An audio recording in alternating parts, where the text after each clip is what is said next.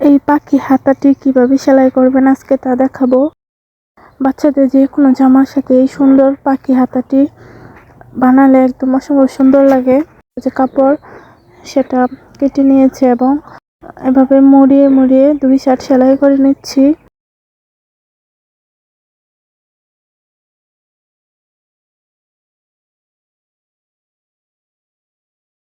দুই সাইড সেলাই হয়ে গেলে আমি সেলাইটা একটু বড় করে এভাবে একটা সেলাই করে নিচ্ছি, যাতে সুতাটা টানলে এভাবে কুচি তৈরি হয়।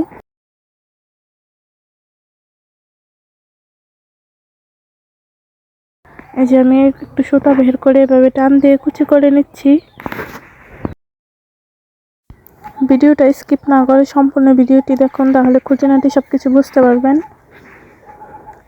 এই যে আমি একটা হাতের কুচি তৈরি করার পর আরেকটারও কুচি তৈরি করে নিচ্ছি। যারা আমার চ্যানেলে নতুন অবশ্যই আমার চ্যানেলটি সাবস্ক্রাইব করবেন। এভাবে কুচি তৈরি করার পর আমার যতটুকু মাপ অনুযায়ী আমি কুচি করে নিয়েছি এবং মাঝ বরাবর একটা মার্ক করে নিচ্ছি। তারপর নর্মাল যেভাবে বাচ্চাদের জামা কাটিং করেন সেভাবেই এই যে হাতার মাঝখানে ঠিক বসিয়ে এখন সেলাই করে নিব। একটা জামা সোজা পিঠে রেখে এবং কুচির যে কাপড়টা উল্টা পাশে রেখে সেলাই করতে হবে। প্রথমে এক পাশ সেলাই করে নিয়ে তারপর অপর পাশ সেলাই করে নিব, তাহলে হাতার যে জামার সাথে কম বেশি হওয়ার কোনো চান্স থাকে না।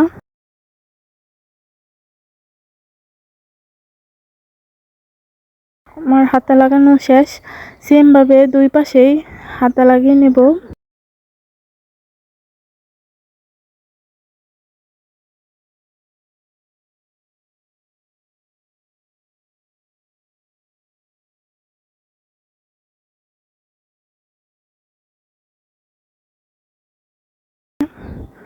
এবং পাইপিনের জন্য যে এক্সট্রা কাপড় সেটা নিচ্ছি, সেটা নিয়ে একদম নিচ দিয়ে সেলাই করে দিচ্ছি। এখন এভাবে উল্টিয়ে বাস করে একটা সেলাই দিয়ে নিতে হবে।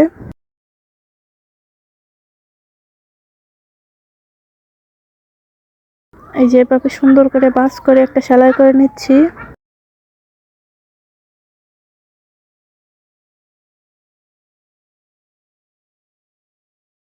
সুন্দর করে মুড়িয়ে বাস করে সেলাই করে নিতে হবে।